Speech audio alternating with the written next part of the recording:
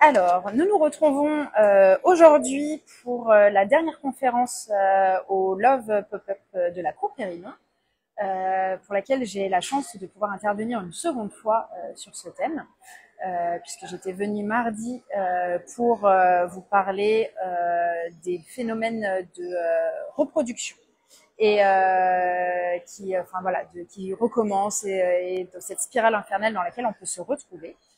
Et aujourd'hui, je vais parler en fait donc ce thème sur la thérapie de couple et si l'autre n'est pas prêt.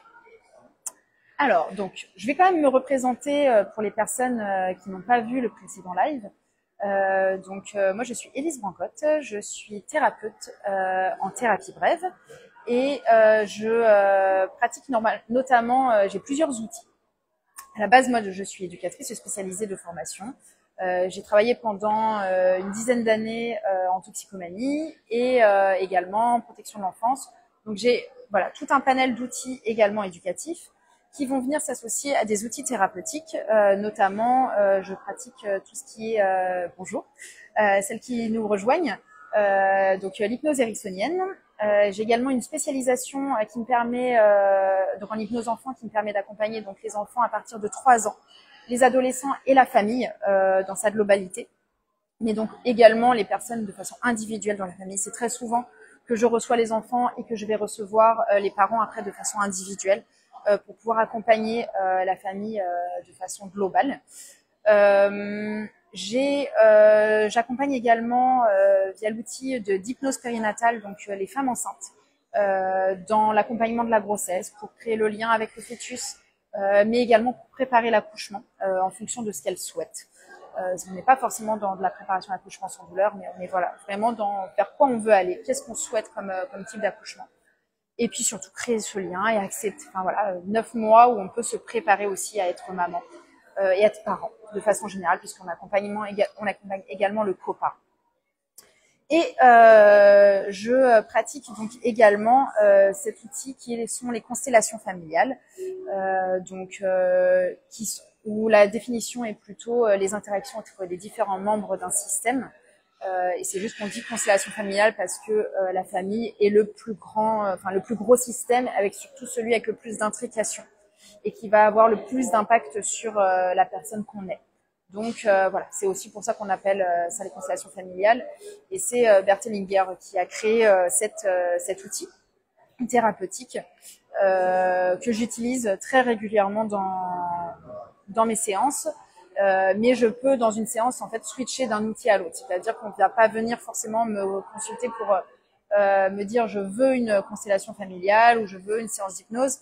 Des fois, les personnes viennent comme ça, mais moi, je me garde la possibilité, en fonction de la problématique que la personne amène, de pouvoir proposer un autre outil si je pense qu'il est plus adapté à ce qu'il y a à travailler. Voilà.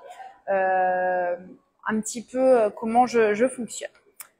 Alors, aujourd'hui, donc, on va parler du couple. Et je pense que tout le monde est d'accord sur le fait que le couple, c'est loin d'être une relation de couple, c'est loin d'être un long fleuve tranquille. On est même beaucoup plus souvent dans des montagnes russes, avec des petits moments de pause, et puis des fois ça repart, des fois il y a des gros pics, des fois c'est un peu plus vallonné, et parfois c'est même tout plat. Et selon les situations, des fois même le fait de pouvoir, justement le fait que ça soit tout plat, c'est pas forcément mieux en fait pour les personnes. Et il y a certains couples quand ils se retrouvent dans des situations, des moments de crise, ils vont arriver à faire la demande de pouvoir se faire aider ensemble et pour trouver des solutions afin d'essayer de pouvoir à nouveau avancer ensemble. Sauf que pour pouvoir faire cela, il faut que les deux personnes soient disponibles au même moment, en aient envie au même moment et soient prêts en fait à faire ce travail sur soi aussi au même moment, sachant que travailler sur soi c'est loin d'être facile.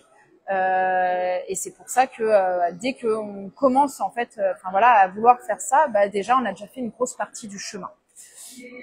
Sauf que bah c'est très rare en fait que tout soit aligné. Et du coup, bah, qu'est-ce qu'on fait si bah, ça va ainsi pouvoir améliorer en fait les relations du couple, parce que elle va avoir fait un travail sur elle. Je dis bien la personne, hein, c'est-à-dire ça peut être une. Alors ça y est, ça revient. Et donc du coup, on va ruminer et le fait de repenser constamment à cette relation qui n'a pas été résolue ou qui n'a pas été close fait que on va avoir des difficultés à s'investir pleinement dans la nouvelle relation.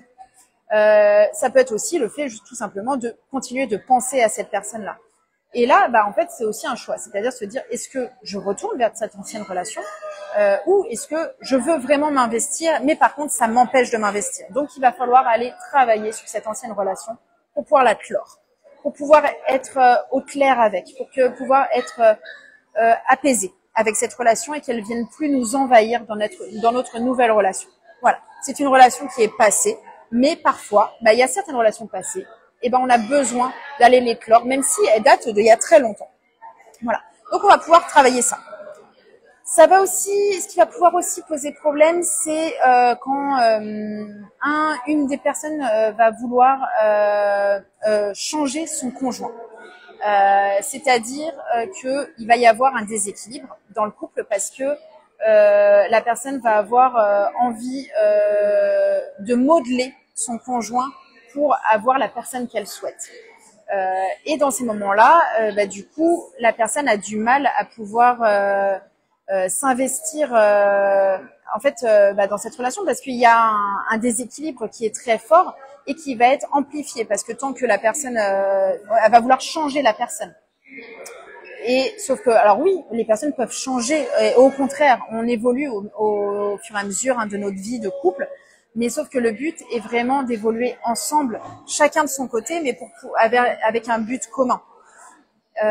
Et donc, du coup, si le but est uniquement de changer l'autre comme on le souhaite, bah forcément, ça va pas convenir. À un moment donné, ça va te lâcher.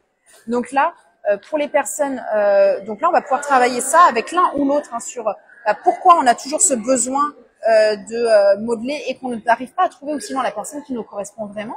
Ou à l'inverse, qu'est-ce qui fait qu'on va accepter en fait d'être avec quelqu'un qui veut nous changer. Voilà. Et là, ça va aussi permettre de travailler ça et peut-être de prendre certaines décisions qui peut-être vont être, bah oui, alors moi c'est pour ça et puis du coup, ça, on recrée un équilibre. Ou soit, bah peut-être prendre une décision en disant, bah non, en fait finalement, je me rends compte que cette personne n'est pas faite pour moi. Et dans ce cas-là, c'est ok et je continue différemment. Après, il va y avoir également parfois un impact sur le couple quand un des conjoints a eu un manque d'affection de la part d'un de ses parents et que ça va pouvoir le pousser à demander cette affection qu'il n'a pas eue à son conjoint, à son partenaire et cette affection qu'il n'a pas reçue en tant qu'enfant. Et là, du coup, ça va causer un problème de place.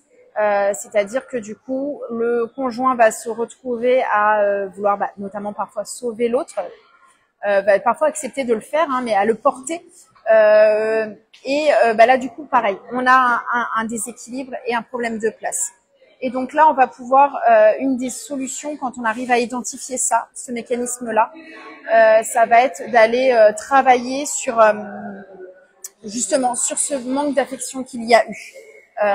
Et d'essayer d'aller réparer ça, que la personne puisse être apaisée aussi avec ça et donc pouvoir reprendre sa juste place.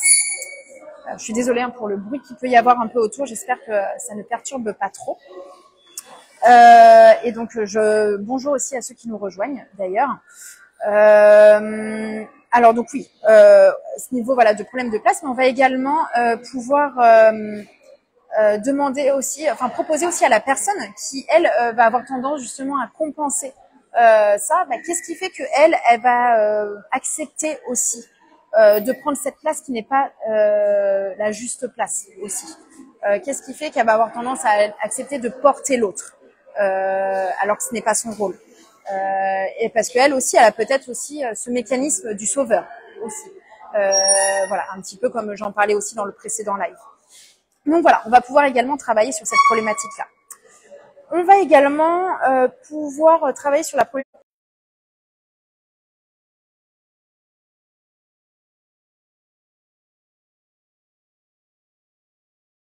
Si c'est pareil, on est dans un problème de place parce que du coup,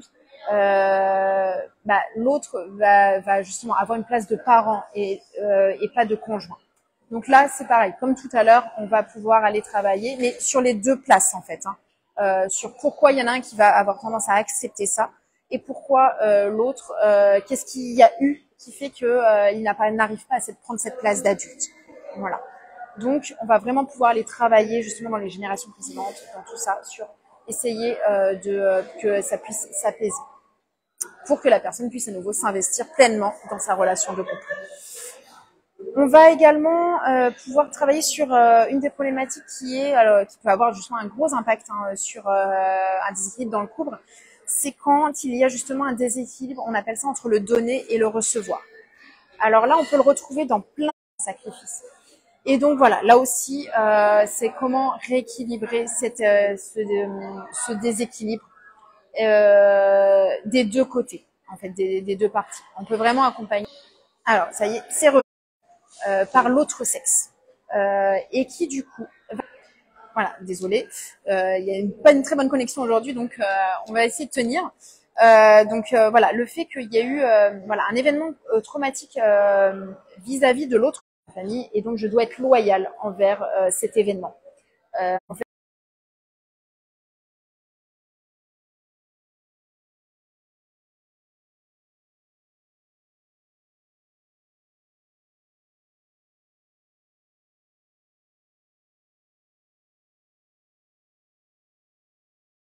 que ça ne lui appartenait pas en fait cette loyauté et que du coup pouvoir qu'elle puisse se détacher de ça pour pouvoir s'investir dans cette relation. Voilà, et elle la vivre sereinement. Voilà, tout en étant bien aussi avec sa famille et avec son partenaire. On va également avoir aussi parfois des difficultés qui vont apparaître quand il y a des chocs traditionnels. Quand, par exemple, alors c'est de plus en plus fréquent avec les couples mixtes, mais sauf que du coup, ces couples mixtes, c'est loin d'être facile parce que souvent, il y a des chocs traditionnels. C'est-à-dire, des fois, c'est des traditions qui sont tellement à l'opposé que ça devient des combats en fait, où l'idée, beaucoup en fait se disent, on va essayer que les deux mondes puissent s'entendre. Et sauf que du coup, c'est un combat. Là où on va pouvoir travailler, c'est de pouvoir en fait accompagner le couple, ces deux personnes, à pouvoir créer leurs propres traditions en acceptant les traditions de l'autre. Voilà. Et donc c'est vraiment de se dire, ok, les deux traditions sont différentes, sont très très différentes. On est ok avec ça, avec ce qu'ils ont décidé, avec ce qu'ils ont fait, avec leurs croyances. Mais nous, on va faire autrement, pour nous, pour le couple.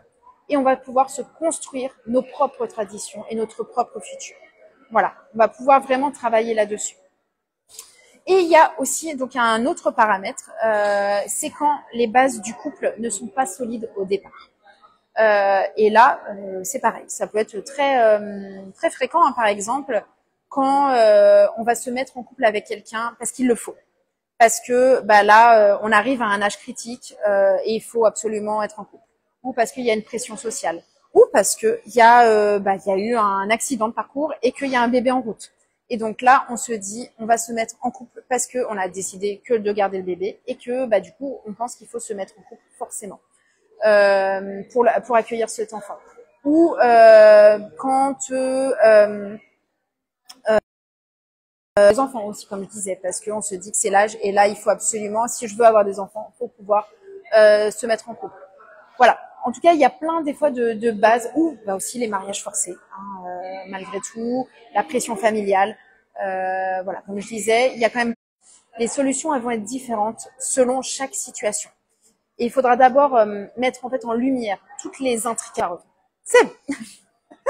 Alors donc du coup, voilà, justement, puisque j'arrivais un petit peu à la conclusion.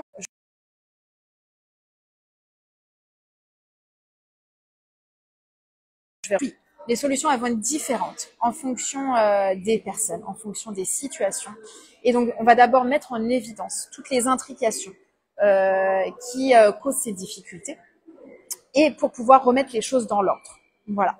Et donc là, on va vraiment, en constellation familiale, utiliser ces phrases qui réparent pour pouvoir aller travailler justement après, une fois qu'on a mis en évidence l'intrication, pour pouvoir aller travailler. Parfois, il va falloir mettre plus, enfin des fois en une séance, on va pouvoir déjà avoir des gérer tout ça. On va même pas, en fait, ça va être ok. On va pas avoir forcément besoin d'aller travailler autre chose. Et parfois, il y a aussi le fait que les personnes ont besoin de temps.